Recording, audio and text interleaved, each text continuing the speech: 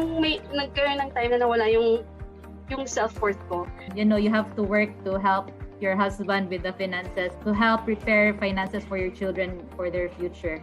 Kasi dito sa Pilipinas, pag age mo ng 35, wala na. Para kasing etsapuera ka na. And it feels like hindi ko alam kung paano ko mag-gain yung confidence ko pag naging mom na sila. Parang nawawala na yung career path nila. Kasi na-fed up ako sa sobrang traffic. So, papasok, dahil madaling araw, either mag-grab ako or mag-aangkas, which is malaki-laki yung expenses. The time spent with your kids and family are far more important than any job title out there. Nag-decide ako na maghanap ng online job at nakakuha nga ako. Sobrang saya ko talaga. Kaya tinulungan ko rin yung iba kong mga mommy friends at nagkaroon rin sila ng sarili nilang online job. Kaya doon ako na-inspire at nag-decide na simula ng Filipina home-based moms. FH Moms community was created for mothers, for single women, for women professionals and entrepreneurs, for women overseas Filipino workers, for differently abled women, and even for young at heart women. FH Moms is a women community. Nung nagsimula yung FH Moms, hindi ko in-expect na ganito ka magiging malaki. Ngayon, meron na kaming more than 250,000 members nationwide. Dati, ang tingin ng mga tao sa amin, community lang. No? Ngayon, social enterprise na kami with different projects na tumutulong sa mga kababaihan. We have free webinars about freelancing, entrepreneurship, parenting, and personal growth. We offer online short courses as well as mastery courses with trainers' 1-year support. We also run a scholarship program and an internship program. We also facilitate charity activities where we are joined by community members as volunteers. Job matching program is something they can also look forward to, as well as e-commerce program. And to celebrate motherhood, we also have online bootcamp for kids. We also have the computer rent-to-own program for members who need assistance in acquiring a computer set. Aspire to be a strong-willed, independent woman. Mas gusto kong maging productive at saka naniniwala ako sa continuous learning. Inspire other women. Everyone was uplifting each other. Everyone was trying to help each other. In this world, you have to be more kind. You have to be more helpful because everyone is fighting their own battles, and you have to understand, you have to empathize, and that is what FH Moms is doing with all the moms out there. Even if you're not a mom, you would feel welcome. Empower each woman to be in their fullest potential. And most importantly, Mommy MK and the team model humility and generosity. Talagang ito yung very evident, which impacted me the most. So it gave me the desire to share freely to others what I learned freely from the FH Moms community. And I've always loved the community, the motive of the community, that is to change the world one mom at a time. Good job, FH Mom. Aspire, inspire, empower. Nothing is stronger than a community of women lifting each other up. To be among women who have genuinely tried to help people. This is something that I feel passionately about, and then this is something that I saw in FH Moms. God is good. Kasi parang naturo sa akin itong FH Moms na pinakita sa akin na kahit nasa bahay ka, kahit nag-aalaga ka ng anak mo, it won't stop na dun ka lang. Yun lang yung pwede mong gawin. Without this community, I'm not here in this situation. So FH Moms po yung nag-guide and nag-mold sa akin to be the best working at home mom I could ever be. Ang pinakamalaking impact sa FH Moms sa akin is their quote, which is moving forward, giving back. That's the very essence of FH Moms eh. That's what I like about this group kasi we encourage and inspire each other to keep dreaming, to chase our dreams. It's actually a big impact kasi if you are losing hope and wala ka ng gana and all, but because of this page, mapapasana all ka. Dahil sa online job, natupad ko yung mga pangarap ko at Ang pinakapangarap ko na lang ay matupad yung pangarap ng lahat ng mga mommies. Huwag tayong titigil na abutin lahat ng mga pangarap natin, masipagan pa natin at huwag tayong susuko. Kaya kung feeling nyo hindi kayo techie, feeling nyo hindi pasok ang edad nyo para dito sa online freelancing, huwag nyong iisipin yon kasi sobrang daming opportunities ang pwedeng ibigay sa inyo online. At nandito ang Filipina Home-Based Moms para suportahan kayo. Para sa mga naghahanap ng online job at gusto ring matuto pagdating sa online business, you can join Filipina Home-Based Moms Facebook group. My name is MK Bertulfo, CEO and founder of Filipina Home-Based Moms, and our goal is to change lives one mom at a time.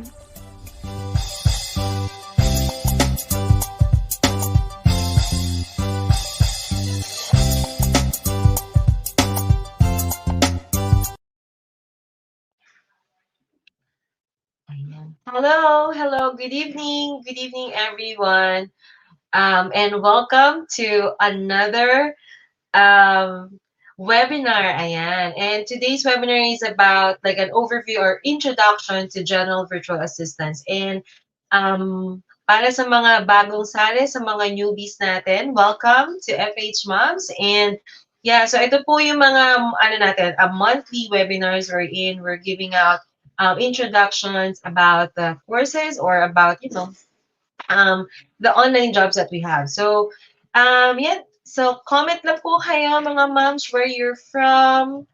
Tingnan natin. Okay, ayan, good evening. Yes, good evening everybody. Ayan, marami-rami na pala.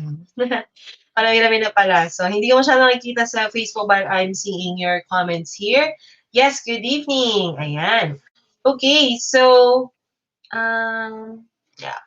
Really want to learn this. Okay, so yeah, hopefully you'll learn a lot from this webinar for tonight. And again, this is about introduction to general virtual assistant. So yeah, hopefully maano ko talaga lahat, no? Para po sa mga bagong mga newbies and of course sa mga iba pa na nandito sa group natin. Okay, I know it's Sunday night. Thank you so much for joining us on this live. So siguro let me, simulan ka na. Ayan. Happy Sunday. Yes. Oo nga. Thank you so much. Kahit po Sunday, I know it's family day. No, you're still watching us. Okay.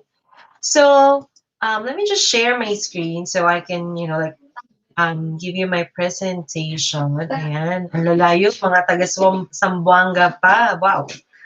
Okay. Wait. Share my screen. Okay, I hope you can see my screen. Ayan. So, yep, again, today's webinar is about introduction to general virtual assistants. And I think last night, right, we had an introduction about accounting and bookkeeping. So, ito naman, medyo general. And I know you've been hearing about virtual assistants or general virtual assistants. So, now curious na kayo kung ano talaga ang ginagawa or ano talaga ang virtual assistants, right? Okay, so let me start. So for today, we have our outline. So first, I will have an introduction. So para sa mga hindi pa nakakilala sa akin at sa mga nakakilala na sa akin, hello! Nandito na naman ako. Okay. And I will discuss what is a VA, overview of the tasks of a VA, tools used of a VA or by a VA in each niche. Yan, didiscuss ko po mamaya kung ano yung ibig sabihin ng niche. Okay. Soft skills needed to be a VA, and then yung shift schedules and time zones na we follow. Okay, we also have the salary rates, payment schedules, and modes of payment. Okay, so hopefully, pag natapos natin lahat nung ito, yeah, we can have like a question and answer. Okay, you can just type in your questions, and then we'll flash it on the screen later on para masagot po natin siya. Okay. So, let me just introduce myself. So, hello everyone, I'm Christine Levine. Ayan, ganun talaga ako nagpakilala. But I believe you can see my name on the screen. So, I'm Christine Levine. I'm the trainer for the General Virtual Assistants course.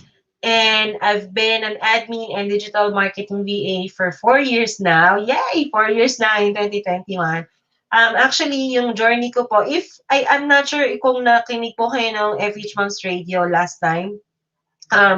So, nabanggit ko na I really started my online job as an ESL teacher. Yeah, ESL teacher po talaga yung una kong trabaho, and I just make that as part-time. So, licensed teacher din po ako. So, para ano, no, connect, no? Licensed teacher ako for secondary education. However, hindi ko po siya na-practice sa school because I already started being a call center employee. Yan. So, for 13 years, yun po yung naging trabaho ko. So, I've been a data entry specialist, customer service representative, and of course, in the last 4 years po, I've been a trainer. Yan. So, ayan po ang aking journey, ang aking introduction. Yan. So, yeah. So let's go on with the discussion. Ayan. So first is, what is a general virtual assistant? So probably kung medyo nagtitingin na po kayo sa mga online jobs, or if you've seen yung webinar no, ni MK last week, yung 4 hours, you've seen this.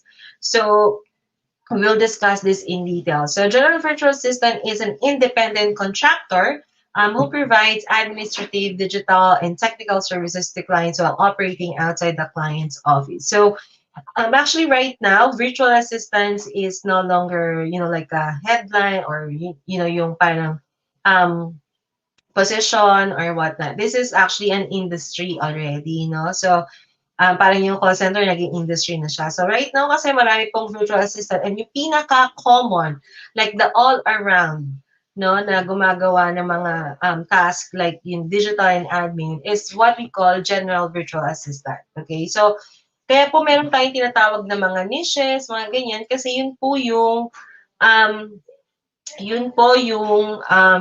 magiging specialty nyo or yung pinaka-services that you'd be offering to the client, not just, like the general. So, kaya siya virtual kasi syempre, di ba, we are just working remotely. So, lalo ngayon, so mas na siya kasi lahat naman work from home na, So, ito naman, since our clients are overseas, so we are providing assistance to them remotely. So, kaya kailangan natin online lagi, right? Okay.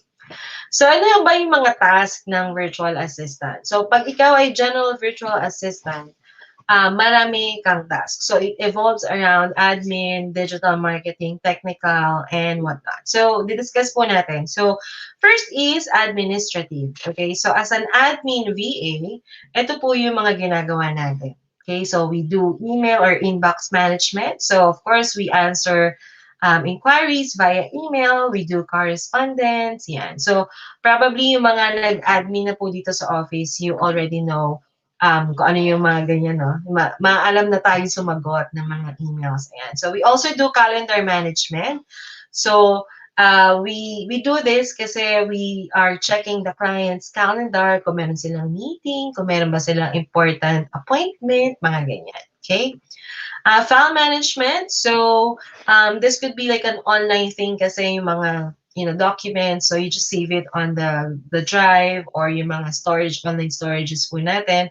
So, that's one task. We also do research and data entry, documentation, booking of appointments, and customer service. So, ako po, meron po akong client, na I do this. Yan, sa admin side. This is what I do. And I also do calls. Yan. So, palimbawa, kailangan tawagin yung customer or tumatawag sila. So, yan po ang trabaho ng isang admin VA. Okay? And then, sa digital marketing, medyo malawak-lawak po, Kasi isang buong, talaga siya, isang buong chunk ng tasks. Pero pwede naman nating hati-hatian. So, if you are like a digital marketing virtual assistant, your task would include social media management, wherein you'll be managing the pages, the groups, other social media accounts, like Instagram, LinkedIn, ayan. So, Twitter, kung meron pong Twitter yung client nyo. So, ayan po yung ginagawa sa social media management. And then when we say social media marketing, this one involves, yung ads. So, you can do like Google ads, Facebook ads, Instagram, yung mga ganyan. Okay? So, we also do website or blog management. So, dito naman, since the clients have like website, so dun po, kapag po yung mga clients natin, since they are a business, meron talaga silang client. So, meron na talaga silang website, no? So, what we do as a VA, we help them update. So, kaya po may nakalagay dyan na blog management. So, you'd be uploading blogs, you'd be helping with the layout nung sa website. Walang audio. I'm so sorry. Can you hear me? Kanina pa ako salita ng salita, wala pala akong audio.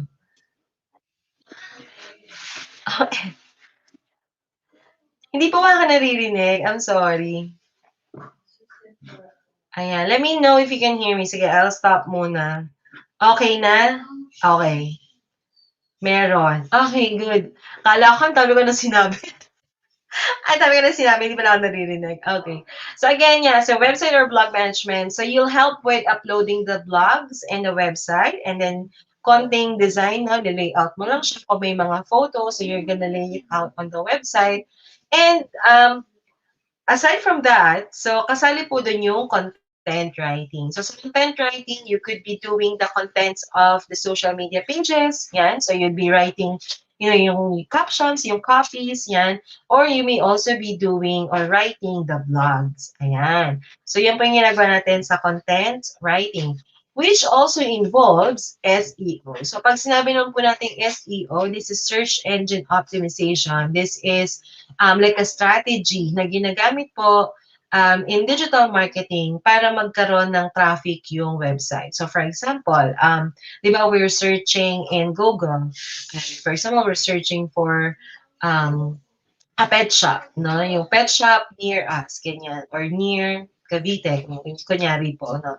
So, kung ako po ay isang business owner or pet shop owner, so kailangan pag tinype yung pet shop na yon, ma-up yung website ko para dun sila tumingin. And 'di ba, when they look at the website, makikita nila yung services ko, and that's a possible lead. 'Di ba? That's a possible lead, or pwede silang bumili sa akin ng mga kailangan nila for their pets.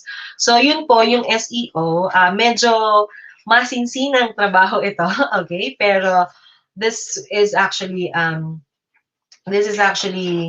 will help you parang offer na mas malaki yung rate, okay? Kasi mahirap po talaga siyang gawin. But this is like an advanced task or services that you can offer to your clients, okay?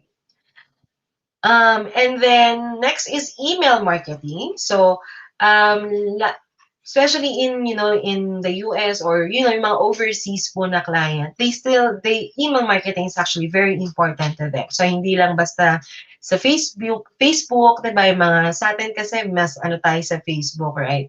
Rather than email.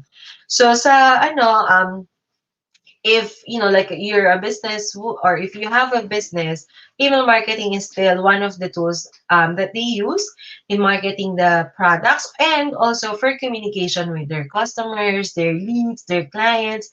So I'm not sure kung nakakapag-sign up na kayo. Di ba pag may nag-click kayo sa Facebook, di ba? May ads. Yan. Tapos nag-click kayo.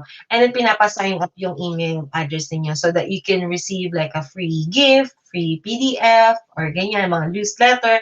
So that's actually one part of email marketing. And so, as a VA, tutulungan mo si client na i-set up yung email campaigns na yon or i-set up yung para sa email marketing.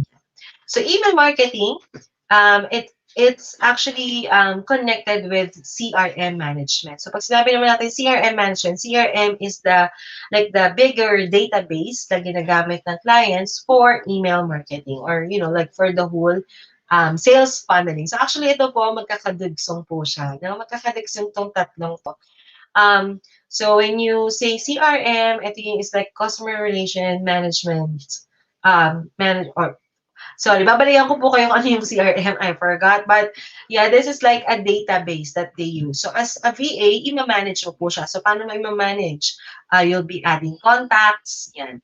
Tapos kung may nakaset-up doon like the payment link or like a funnel, ito pong ginagawa na to, itutulungan mo po si client para i-set up siya sa CRM. So you'd be the one like really managing the database. Okay? So yan po yung sa digital marketing. We also have other niches of a VA like real estate. Ayan. So I'm pretty sure narinig nyo na din po to.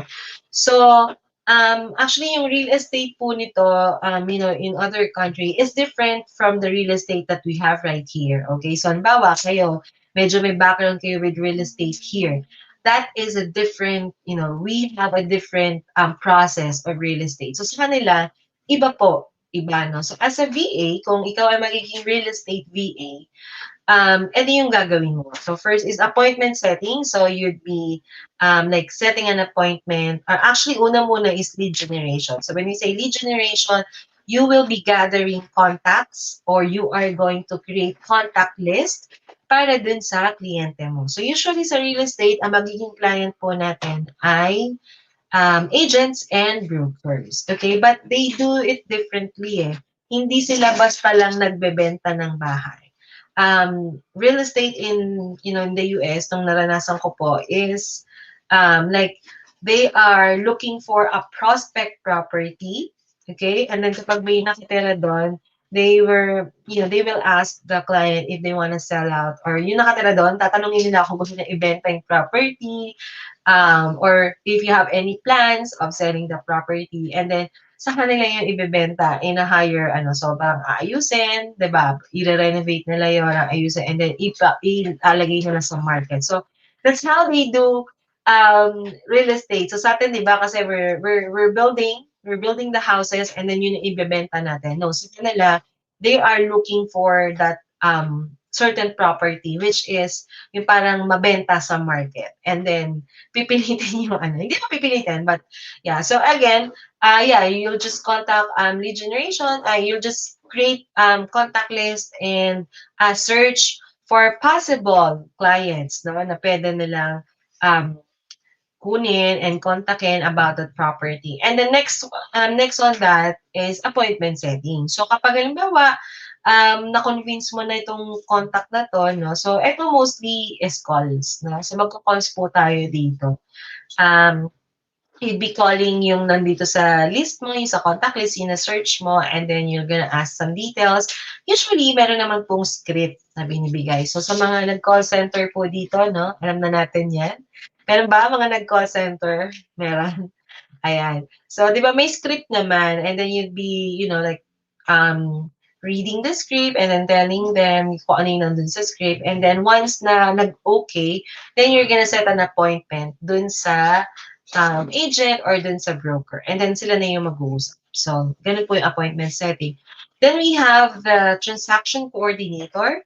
Okay, so pag sinabi naman natin transaction coordinator, you as a VA doing transaction coordination is that you are going to take care of the documents, mga contracts, ayan, yan ang gagawin mo as a transaction coordinator, okay?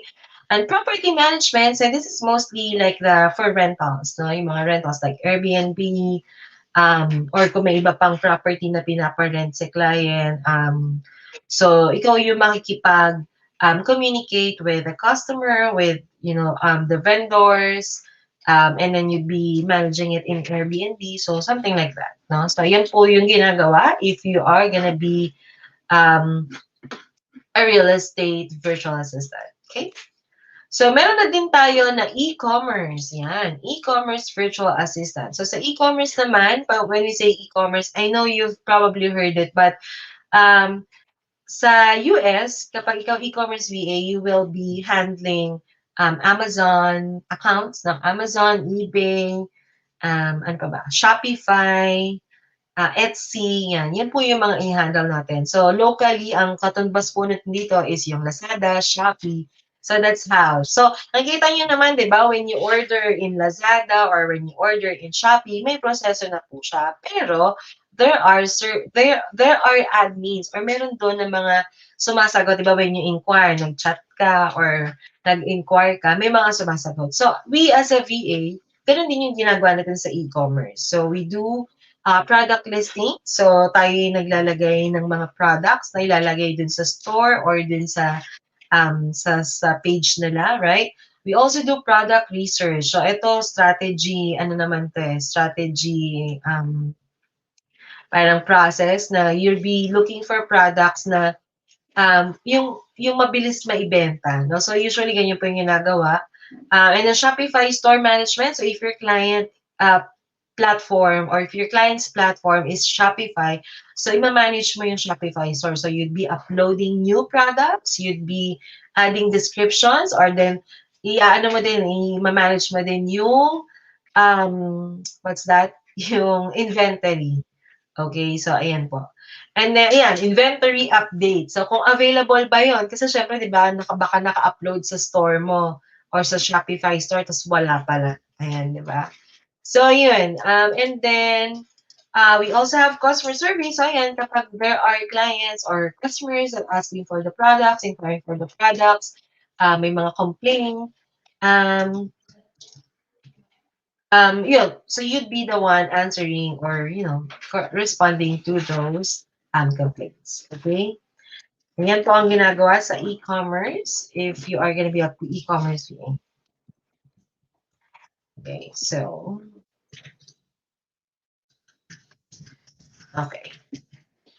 Ano ba dito may mga store sa sa Lazada or sa Shopee. So, probably nakaka-relate kayo. No? O, kayo ay merong store sa Shopee and Lazada. Okay. So, dito naman, we will be discussing the tools used by a virtual assistant. So, just to set your expectations, the tools that I am showing right now or bibigay ko po sa inyo are the basic lang po, no? Basic tools. So, marami na pong tools, no? I think since I started, sobrang dami na bago na tools. Okay? So first of all, if you wanted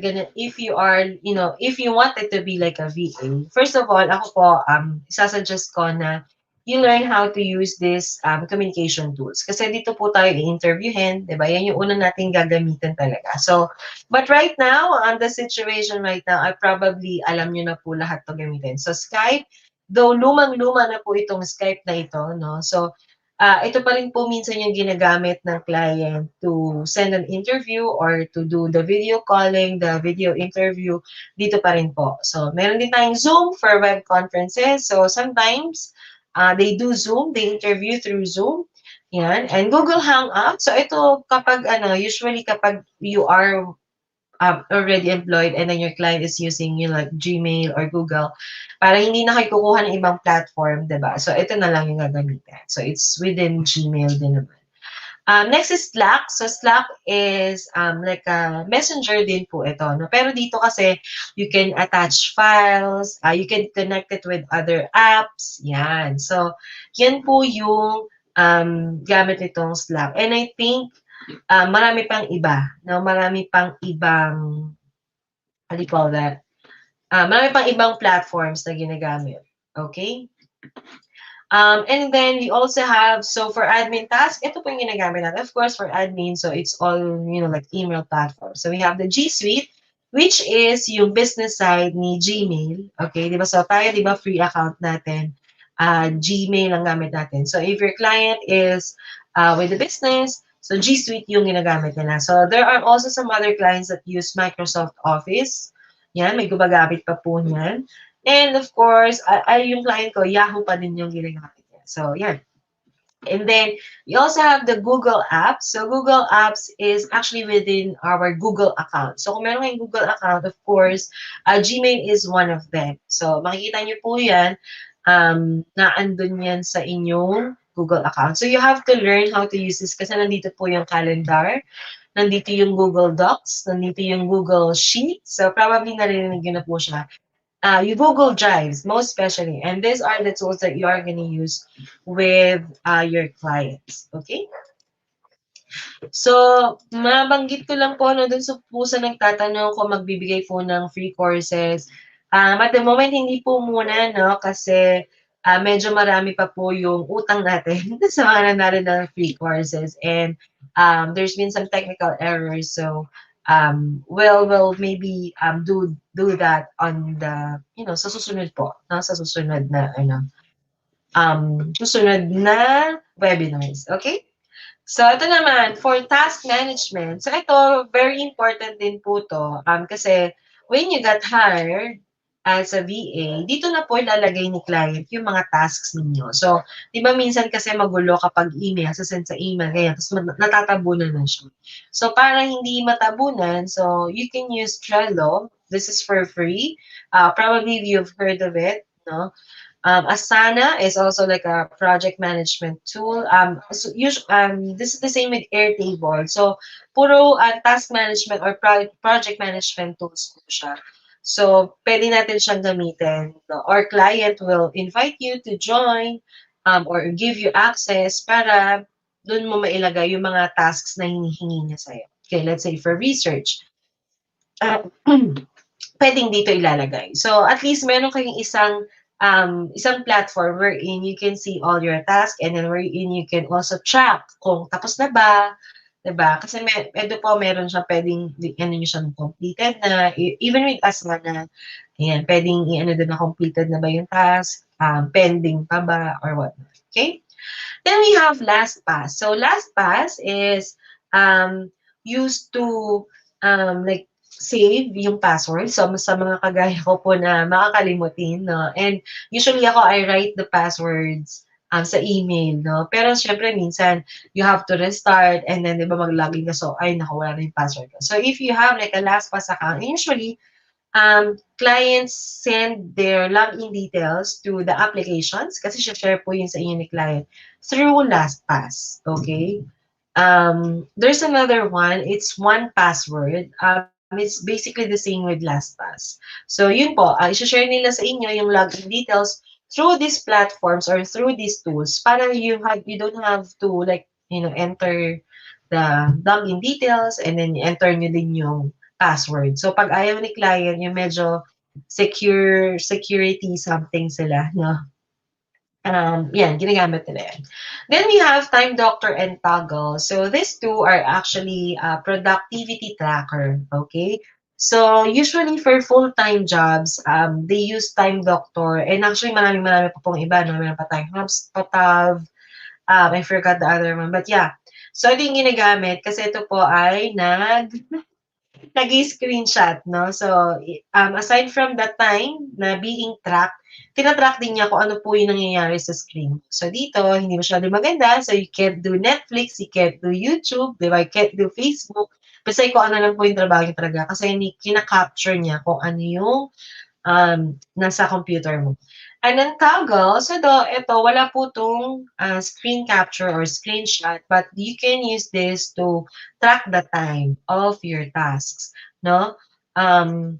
Say, ano ka lang, parang freelance or open time or flexible time. So, syempre, you wanna check kung gaano mo ba natatapos ang isang task sa isang araw or within your shift.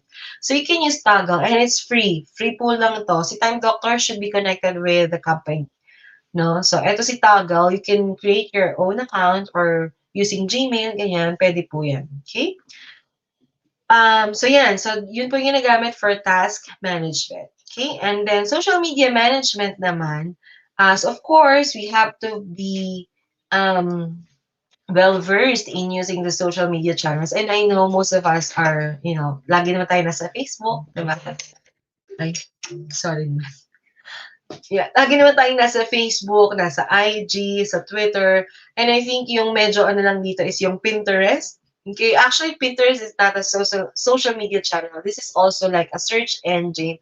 However, visual po kasi siya, no? You see, alam ko, dito kayo kumukuha ng mga DIY, yung mga ideas, right? So, yan. This is also like a task for VA. And then, yeah, you have to be, kung medyo mahilig ka sa mga graphic designing, then pwede po yan. Yan, magagamit niyo po siya in Pinterest. And of course, in LinkedIn, this is also like a professional platform, social media platform for businesses. And actually, sa LinkedIn, nakakakuha rin po dito ng mga VA jobs. Okay? So, yeah.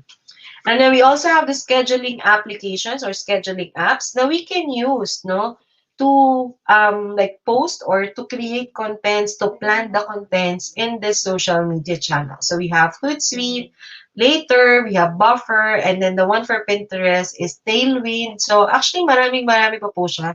Again, what I'm showing you are just the basic ones. Okay, yung mga basic na ginagamit. And then, of course, in creating social media graphics, we use Canva. So, ito yung pinaka-accessible and pinaka-easiest, no, na pwede natin gamitin. And kung medyo kailangan talaga na high-res or high resolution yung gagawin nating graphics, then we can use Photoshop. And then there's another one. It's online lang din po siya. Para kung wala kang access with Photoshop, you can use it as well. So I'm just gonna get back to you on that. Okay. Yan. So for website management, of course. So with website management, yung mga tools na magagamit mo dito or ma-encounter mo is of course yung WordPress, one of the website platform. Yung pinaka ginagamit din talaga. So kung si client mo naman ay e-com, so Shopify, okay? And then you will also be handling like theme builders wherein i-modify mo lang siya ng content for the WordPress account or for the website. And yung plugins, so yung plugins po is like applications that you can connect to the website, okay? To the website of your client. So, ayan po yung gagamitin natin for website management. And for email marketing and CRM management, again, these are just a few. Marami pa po, and you'd probably seen other tools na nawala po dito. So, pero ito yung pinaka-basic na pwede nating pagsimulan. Okay, kung gusto nating pag-aralan, pwede natin dito tayo magsimula kasi ito po mga free. Okay? Pero si Untreport is not free, but they offer like a free trial for 30 days. Ayan, para mo siya. Okay? Pero ito, this is for bigger business because HubSpot and Untreport are like for like bigger databases. And then MailChimp and ActiveCampaign is used for email marketing and yung mga sales funneling and automation po na ginagawa. Okay? So, ayan po yung mga tools na gagamitin or ginagamit natin for email marketing and CRM management. Okay, so ano naman yung mga skills? So, aside from the tools, kasi lahat naman po yung tools na yun, you learn all that, no, kapag po naging VA ka na talaga and then, ginagawa mo na talaga yung trabaho. So, ano naman yung mga skills na expected? Okay, so these are not the technical skills kasi ako po hindi po talaga ako techie when I started. Napag-aralan ko din siya. Of course, kasi 'di ba tinuturo po siya ni client and kailangan mo siyang gamitin during your work. So, if you are going to be a virtual assistant, I think these are the skills that we have to prepare for. Okay? Kailangan ma-practice na natin siya, ma-hone na natin siya. Okay? So first is good communication skills. So ito dito po, hindi po yung sabihin, kailangan maging fluent. Okay? Not necessarily you have to be fluent to have good communication skills. Ang kailangan lang po dito is that you communicate clearly. Okay? So paano ba yung communicate clearly? You go straight to the point. Kung ano po yung gusto nyo sabihin kay client, sasabihin nyo na siya. And I guess ang pinaka-sakit nating mga Pilipino, no, is transliteration. So we translate yung Tagalog, no, yung Tagalog na gusto nating sabihin in English. Kaya minsan, parang it doesn't make sense. Para sabihin ni client, hindi ko siya naiintindihan. So, practice lang naman po yan, no. Meron naman ding mga tools na ginagamit. So, let's say you're communicating through email. Diba? You have to say in email kung ano yung dapat mong sabihin. And then, we can use other tools. Let's say, medyo mahina tayo sa grammar and ganyan. And actually, hindi naman talaga tayo magiging fluent kasi English is our second language. So, but what we can do is really practice. So, pag naman sa communication, like, talking or video calling, pwede naman natin pag-practicean. I'm pretty sure may mga anak kayo in English nyo, di ba? In English nyo pag bata, di ba? O kaya, nagne-Netflix naman kayo. So, pwede mag-practice. Huwag nyo muna kayo manood ng mga Korean novela. Ayan, pakinggan nyo yung how they talk, how they deliver. Kasi, yun yung yun yung yun yung pwede yung pag-practice na, okay, kaya hindi na ako siya. Kasi, we can communicate clearly and then masasabi siya. So, maiintindihan nila. Parang, they also parang it's an assurance for them na, okay, magagawa nito yung trabaho kasi naiintindihan niya ako because she can communicate well. So, okay, mag-alala, ito, again, these skills can be honed. Ibig sabihin, we can, practice and magagawa natin siya. Okay? And then actively, so, yeah, hand in hand with good communication skill is active listening skill. So, kaya po pinag-practice ko kayo. Kung na nag-Netflix lang naman din tayo, English po yung panoorin natin. So, we get used to the sound of their, if they have, an accent, diba? If they talk fast, ayan. So, we get used to paano nila binibigkas yung mga salita. And then you can also practice. So, pwede naman practice ka with your family. Pag pinagtawanan ka, okay, record mo, you read out loud. So, as in babasa ka, in English, wag na po Tagalog, no? In English, and then you record, and then pakinggan mo how did you deliver it. So, even, I think ito pinaghahandaan sa mga interview, yan. No? And then, mga interview. Sulat mo na kung ano yung gusto mong sabihin. So, tell me something about you. Basic question po. So, sulat mo na. And then you practice how you are gonna deliver it. Kasi minsan may mga video, di ba? May mga video introduction na hinihingi. So, sulat mo na, and then you practice delivering it. Record. Tapos, pakinggan mo lang kung tama ba yung pronunciation and kung yun ang nga ba. So, ako po, Merriam-Webster online, pinapakinggan ko kung ano lang. And then, actually, you'll get used to it kapag po talaga tuloy-tuloy na siya. Okay? Good attention to detail. So, ito ay isa sa pinaka-importante na meron ka, okay, as a VA. So, syempre dahil ikaw ang tumitingin sa mga email, ikaw ang may hawak ng calendar. So, pag nag-send ka ng email, even if we're using template. So, usually, you'll be using template. So, kailangan makita mo na may mali or, you pay attention to what you do. Okay? Or to what you read, to what you'll be sending. So, this is one skill that clients are really looking for a VA. Time management skills. So, dahil tayo ay general virtual assistant, we'd be doing a lot of tasks, okay? And we are expected sometimes to finish the task within the shift. Tapos parang ang dami, no? So, kailangan natin mapag-aralan itong time management skills na kung paano mo matatapos yung isang task in 1 hour or in 2 hours or whatnot, okay? Project management skills. So, if you're handling, say, like a project or may pinagkatiwala sa'yo si client mo, so, just really have to be organized in managing those projects. So, since meron naman tayo mga task management tools, right? Like Trello. So, you'd be organizing that and then you manage, ano na ba, pending pa ba to? Tapos na ba to? So, you'll just be updating everything. Okay? Good research ability, ayan. Ito po ay isa sa mga test task, okay? I think usually ito yung pinagre-research ka ni client about certain topics, certain things, even lead generation. So that requires researching. So, kailangan mabilis tayo mag-search. Yan, palabasin natin dito yung pagiging hacker. Chance! Diba? O pag hinahanap tayo, nahahanap natin. Pag meron tayong gusto alamin, naaalam natin. So, if you're gonna use it, like for VA jobs, so kailangan alam din natin siya kung paano gawin. So, you search all throughout, ganyan. So, yan. And of course, yung proactive and assertive attitude. So, eto, nakikita naman po to ni client during the interview. So, sometimes, minsan, naglalakas loob lang tayo. Pero, hindi naman to kailangan na talagang bibong-bibo tayo. No? Parang na tayo, high pitch na, mga ganyan, taas ng energy. No? Hindi naman. Pero, when you are like being assertive or proactive, parang, halimbawa, may tinanong si client and then may nakita ka na, ano kaya to? Parang maganda. So, you suggest. So, actually, as a VA, we don't just follow. Hindi na po ganun yung hinahanap ni client ngayon na nagpo-follow lang ng instructions.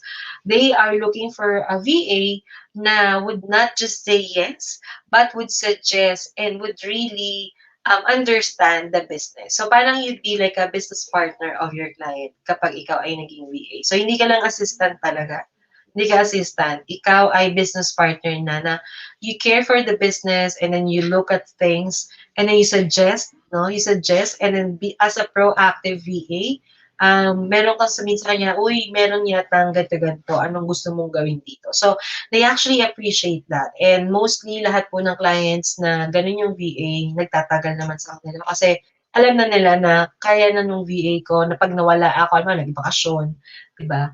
Merong magbabantay dun sa business ko. Okay? So yan po ang mga skills na pwede nating i-hone at clients are expecting these skills from us. So again, if you are a VA, we are not an assistant. We should practice being a business partner na we should care for the business and for our clients. Okay? So ito naman yung working hours. So probably nagtatanong kayo na pag VA ba, ano ba oras? Part-time ba? Full-time ba? So meron po tayo lahat nun. No? Meron tayo lahat nun. So full-time, 30 to 40 hours per week. So ito yung mga 8 hours ng trabaho sa isang araw. And then like 5 days a week. Yan, 5 days a week, 8 hours a day. So kaya po nag-ano ng 40 hours a week. Okay? But this one is, depende naman po to kung ano yung task or kung ano talaga yung need ni client. So, hindi naman lahat, full-time yan. Okay? And then we have the part-time, so which is like 10 to 20 hours per week. So, probably this 2 to 4 hours a week. No? So, marami ka pang oras na pwedeng gamitin. So, ito yung pang mga simpleng trabaho lang. No? Project-based. Ayan. So, let's say, pinagawa ka lang ng isang project. Ito, this one is like more on freelancing. So, let's say, you'd just be offering graphic designing or yung website. So, yung website development and, like, let's say, web design, yeah, those are like project-based. Na kasi pag natapos na, di ba, natapos na yung project, natapos na yung task na gagawin mo, wala na. Oh. So usually, I think ito po yung nakuha ko din sa Upwork, mga una kong projects, like creating PowerPoint presentations, lead generation, mga ganyan. So, project-based. And of course, the flexible time. Ayan. So, ang saya nito pag flexible time. So, usually, the flexible time applies to VAs na gumagawa po ng mga social media management and marketing. Kasi ito, flexible, you can do it anytime. And, diba? And you can schedule using the tools that you'll be using. So, yun. Flexible. Ito yung pinakamaganda sa lahat kasi you can manage your own time. Okay? So, yan po yung mga choices natin. And again, this working hours would depend sa client niyo po. Okay? So, magiging client niyo. Okay? So, shift schedules naman. So, this would be about the VAs na VAs, the clients na, overseas. So, for day shift, meron tayong day shift. So, Australian clients po ito. Okay? And mid shift, so these are like from the UK and New Zealand clients. And then yung night shift na we get used to, of course, they are US clients. So, syempre, kapag nasa US yung clients natin, may iba-iba po silang time zone. So, di ba, malaki kasi yung America eh. So, may iba-ibang time zone tayo na pina-follow. And then yung Eastern time zone is the most convenient one kasi it's like just 12 hours away from us. But right now, we are like 13 hours ahead of them. So, if it's 7:04, nakatingin ako sa relo ko kasi naka-Eastern siya. It's 8:44, tama ba? 8:44 p.m. Sa kanila po ay 7:44 a.m. So like 13 hours difference. So, ganun lang din po yung pagbilang nyo dito. Basta sa atin gabi, umaga pa lang sa kanila. So, it's like we are ending our day, they are just starting their day. And ito po yung mga time zones that we follow. So, yung mga call center agents, probably you know all this, okay? Nabasa na nyo na yan, na follow na natin yan sa call center, diba? So, ito naman, yung salary rate, payment schedule, and payment method. So, like if you are starting, I'm just setting your expectation, you will see offers or rates na $3 per hour. Okay, so ito po yung mga starting rate. Pero sa atin, if we already know the services that we are offering, pwede na nating mataas, mga $6 per hour, ganyan. So, actually, yung social media management and of course, you're creating contents and graphics, those are, diba, ito yung mga mahirap to kasi pag-iisipan mo pa ng content. So, you can offer like, a higher rate. So yeah, kaya $3 to $6 and then you can offer this for a monthly package. So minsan naman pag medyo experience na, you have your portfolio na that you can, show them. So ito na yung pwede natin gawing rate, like $7 to $15 per hour or $800 to $1,000 month. So minsan ito mga project based on, let's say you created a website. So pwedeng $1,000. Yun yung bibigay mo. So, depende po, no? Siyempre, depende kung gaano ba kahirap or kalawak yung project na bibigay. So, payment schedule, meron tayo na weekly. So, ito yung favorite namin. Weekly, no, babayaran ka ni client ng weekly payment and meron din tayo ng bi-monthly. So, let's say 15, 30, yan, minsan ganyan. But depende po sa client ninyo. And then, meron din ng monthly. So, halimbawa, nag-monthly package ka. So, monthly din yung sasagutin. Okay? And then, for the modes of payment, meron tayong PayPal. So, ito yung mga, PayPal, Payoneer, Transferize, and Zoom. So, si Zoom po is like a remittance partner of PayPal wherein kung diretso po siya sa bank account. Okay? Diretso na po siya sa bank account. And this one, ito po, online pa po to eh. So, I believe these are included dun sa webinar ni NK kung paano mag-set up. But, yeah, sometimes kasi your client would ask, do you have a PayPal account or ganito? Do you have a TransferWise account? Sometimes naman, they would have you fill out a form. Lagay mo na din yung mga details mo, like your bank details, your personal information. Kasi ito-transfer na lang nila sa bank account mo. So, diretso na siya. Okay? So, yan po yung mga payment method natin. And how do you get started? Yan. How do you get started ba with being a VA? So, ito usually ko na-receive po na questions, no? So, when I get started, ang unang-una ko po talagang ginawa is I created my online profile. So, kasi this will serve as your online resume din. And I believe this was also discussed in MK's webinar na meron po tayong mga online platform or freelancing platform wherein you can create your profile and you can also apply for jobs. Diba? Makikita nyo doon yung mga job posts. So, yun po yung talaga unang-una natin gagawin. I know, medyo nakakatakot pa, pero you have to explore it. So, kung wala kang masyadong skills, use the skills that you have before. Yung mga dating yung trabaho, lagay nyo lang po yan. Okay? Okay, kung medyo takot pa talaga, you can create your profile in LinkedIn. So, yan, free po gumawa ng account doon. Hindi naman siya kailangan na ma-approve pa. Basta magagawa po yung profile you put in, like a professional photo, right? Ayan. And of course, when you're building your profile, you have to assess your skills. So, sabi ko nga, kahit yung mga previous na trabaho niyo po, lagay niyo doon. Okay? Lagay niyo doon. Let's say you're doing admin before, so lagay nyo. Kung medyo malayo naman, let's say you're an engineer, okay lang po kasi that's part of your work experience. Okay? So, ilagay nyo lang po siya. And even, like mga past projects ninyo na nagawa nyo na you feel that it will, like add up or add value to your profile, ilagay nyo lang. No? Yung mga past projects, past achievements, ayan. And then, of course, network with fellow freelancers and target clients. So, you are very lucky that you are here. We are very lucky that we are with FH Moms. And meron na pong ganito kasi dati nag-start kami. Wala pa po talaga. Meron na, pero hindi ganito yung community, no? Hindi ganito ka warm and galante. So, we just network. So, sa LinkedIn po, no, pwede rin kayo makapag-network dito with freelancers and of course with clients kasi everyone is connecting here. So, I know medyo yung iba nagbebenta sila ng business nila pero you can turn it around, di ba? Parang sabi mo, so you're doing business, ganyan. So, connect lang po tayo, no? Connect tayo. And of course, attend webinars and learn new skills. So, actually, ito po, yung learning new skills is very important kasi when I started, ang alam ko lang po talaga, or ang nailagay ko lang sa profile ko is admin and customer service. The training and development is part of admin lang. No? Nung nakita ko, nagbabrowse ako, sabi ko, ay, part lang pala siya nun. And what I discovered is that iba yung tools na ginagamit noon. Ginagamit ko with admin sa ginagamit pala online. So, di ba, parang, iba pala.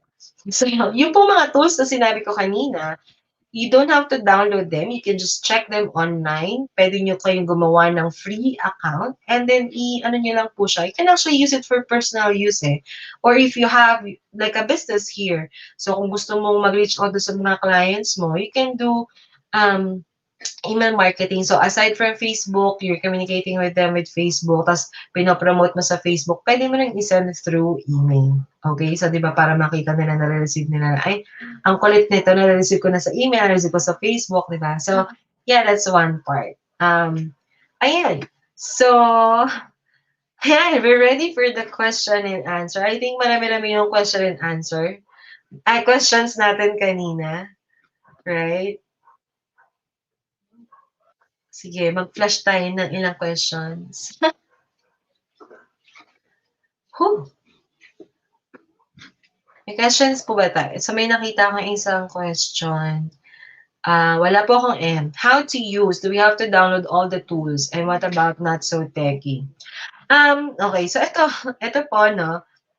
Since you're watching our webinars, meron pa po tayong mga susunod pa na webinars wherein we are going to show you kung paano po gamitin yung tools. And as I said earlier, yung mga tools po na ito, na pinakita ko sa inyo kanina, is not, okay lang na hindi nyo siya i-download.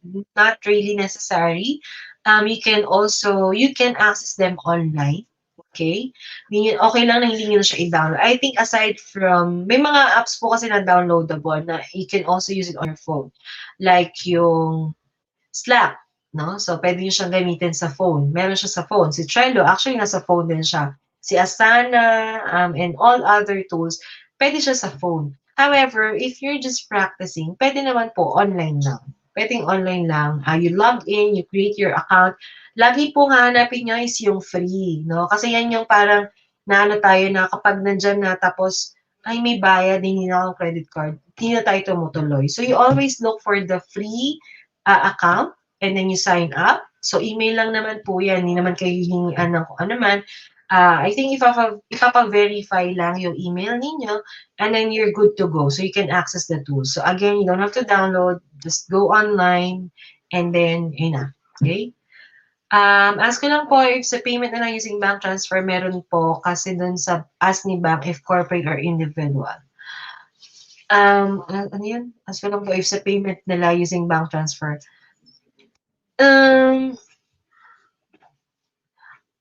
Sa akin po kasi, bibigay ko yung bank details ko, like, that's personal, hindi naman corporate. And then the bank transfer is usually done by the client, so the agent, or kung yung company.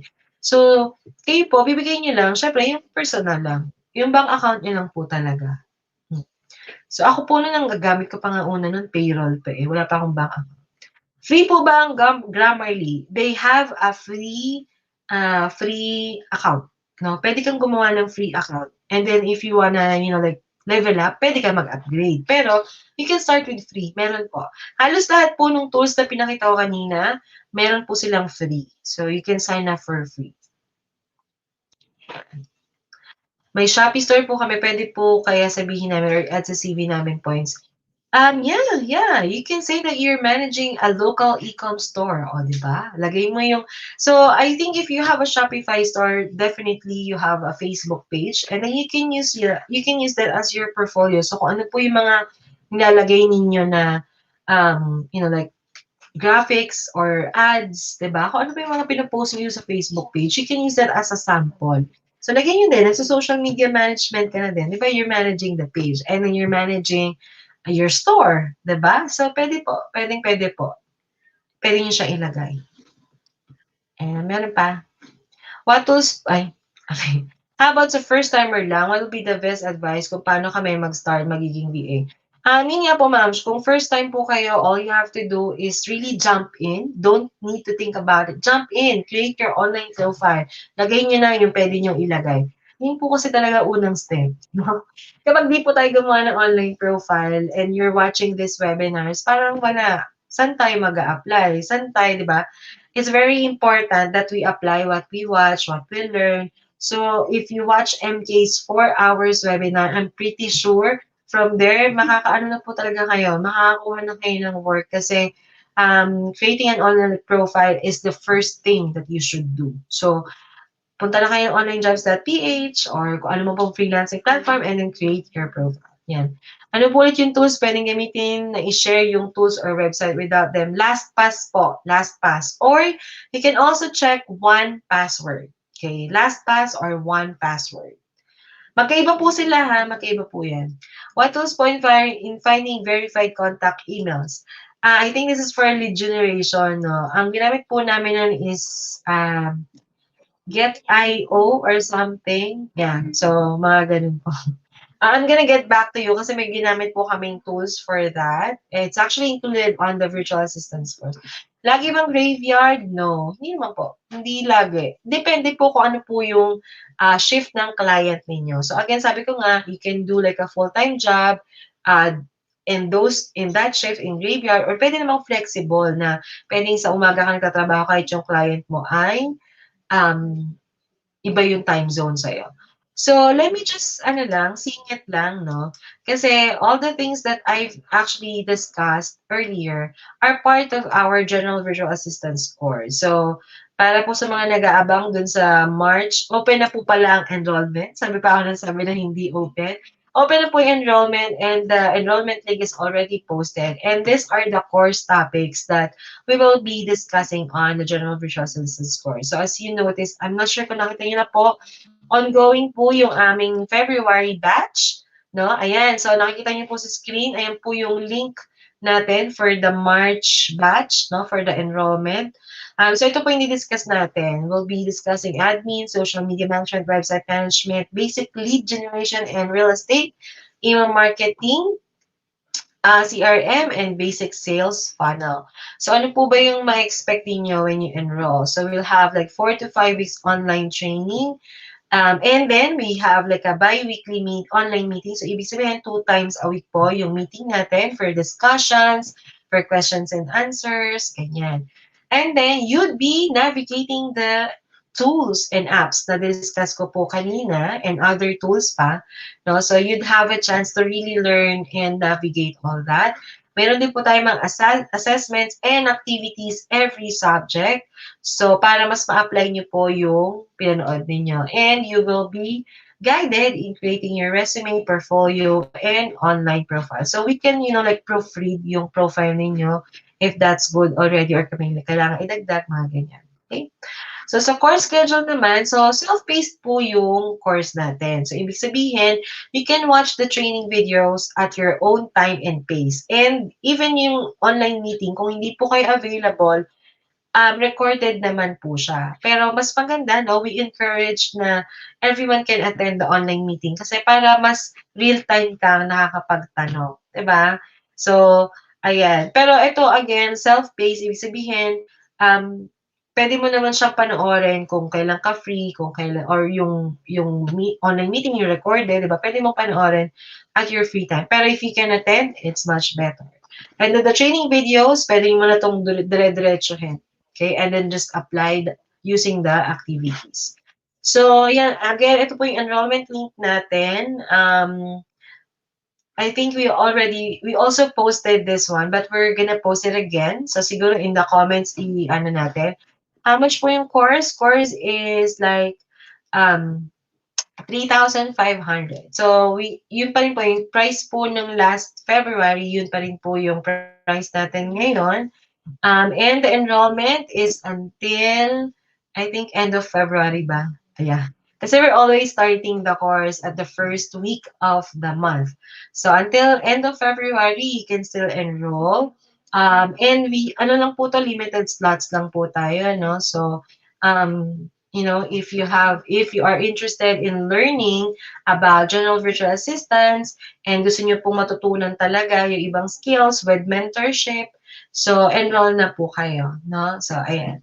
So actually yung February batch right now, they are really doing great, no? Kasi nagsa-social media management na sila, and siguro feeling na namiwindang na ba sila? Ano ba kayo, guys? Ayan. Namiwindang na sila, but no, hindi sila sumusuko, no? Hindi po sila sumusuko, talagang pa rin sila. Tuloy lang sa paggawa ng activity. And yun po talaga yung natin ngayon, na kailangan nating i-apply what we learn. Kasi sayang kung hindi naman natin mai-apply, diba? So ayan, again, I just wanna thank everyone for joining me tonight. I'm so sorry, hindi ko na po natanong yung nasagot yung ibang questions, but maybe I can, like go back on the comments and then reply, no? But yeah, thank you so much for joining us. We'll have another webinar, like a part of the General Virtual Assistants, and I'll see you on that webinar as well. So have a great night, everyone. Thank you.